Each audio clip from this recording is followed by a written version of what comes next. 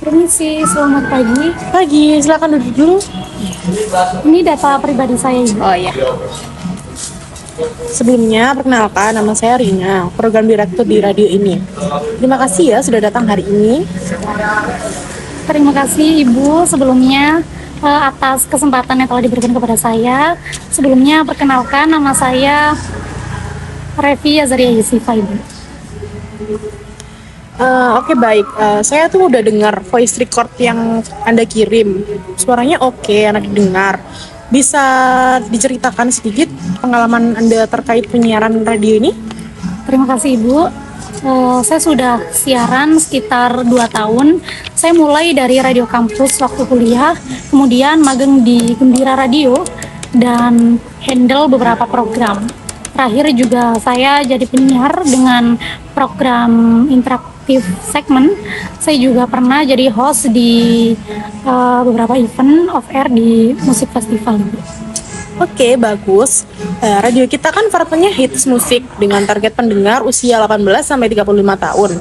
Nah, menurut Anda sendiri, apa yang bikin penyiaran itu menarik buat mereka? Menurut saya penyiar harus bisa jadi pendengar untuk mereka, Ibu. Kita bisa pakai bahasa yang natural dan bahas topik yang lagi hype misalnya, serta punya chemistry dengan audiens. Karena anak muda zaman sekarang itu menurut saya bakal tahu kalau kita itu fake atau terlalu kaku gitu. Jadi saya selalu berusaha bikin suasana yang fun dan responsif sama chat atau telepon pendengar, dan tentunya selalu update dengan musik dan tren terkini. Oke, kalau misal on air nih ya, Anda lebih suka improvisasi atau pakai skrip? Dan gimana caranya supaya siaran ini tetap smooth tanpa dead air? Biasanya saya kombinasi sih, Bu. Jadi untuk opening, closing, dan info penting seperti iklan atau announcement, saya pakai rundown supaya rapi. Tapi untuk obrolan saya biasanya lebih improvisasi sih, Bu, biar terlihat natural dan menarik.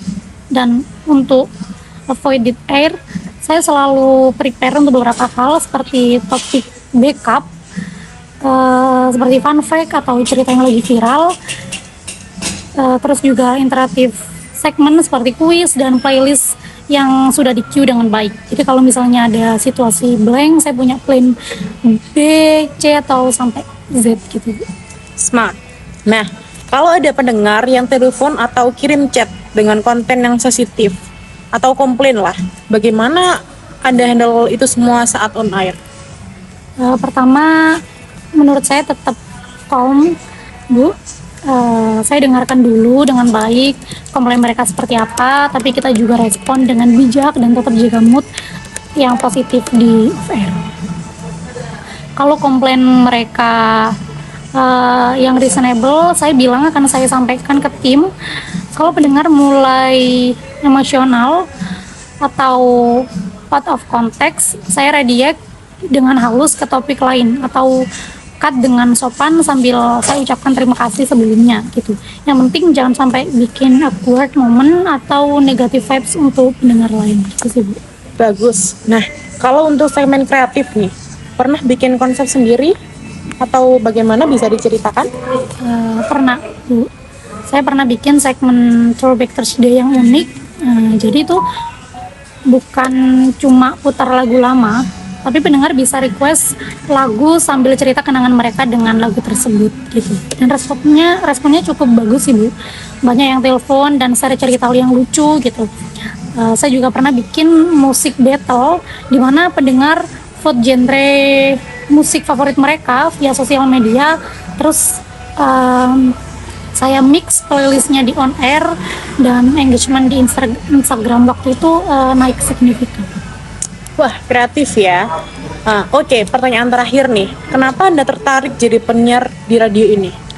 Jujur, Bu, saya udah lama jadi pendengar setia radio ini karena saya suka banget dengan vibes-nya yang fun dan tetap berkualitas. Programnya juga fresh dan penyiarnya menarik menurut saya. Jadi saya tuh merasa tempat ini tuh tepat untuk berkembang dan saya bisa berkontribusi dengan kreativitas yang saya punya. Dan juga saya passion banget dengan dunia broadcasting dan musik. Jadi jadi menurut saya itu bukan hanya pekerjaan, tapi di radio ini tuh juga passion saya gitu Bu. Jadi saya yakin saya bisa bawa energi yang positif dan memiliki konten yang entertaining untuk pendengar. Oke, baik. Nah, kalau untuk jadwal sendiri, Anda bisa mulai kapan kalau misalnya diterima di radio ini? Saya mungkin bisa mulai 2 minggu dari sekarang sih Bu. Jadi karena juga masih ada beberapa komitmen yang harus saya selesaikan. Tapi kalau memang situasinya urgent, saya bisa atur supaya bisa lebih cepat. Gitu. Baik, terima kasih untuk waktunya hari ini. Saya rasa udah cukup wawancara hari ini. Mungkin ada yang ditanyakan? Ada Ibu. Untuk shiftnya nanti bagaimana ya? Dan apakah ada pelatihan khusus untuk penyiar baru? Nah, kalau shiftnya sendiri itu kita ada morning, afternoon, dan evening shift. Untuk awal mungkin akan ditempatkan di salah satu slot. Nanti bisa rotasi, ada training 2 minggu untuk adaptasi dengan sistem dan SOP kita. Nah, kayaknya saya rasa cukup ya buat hari ini. Kami akan menginformasikan lagi hasilnya maksimal 1 minggu. Terima kasih Ibu, terima kasih atas waktunya. Saya tunggu kabar baiknya. Iya, sama-sama. Hati-hati di jalan ya.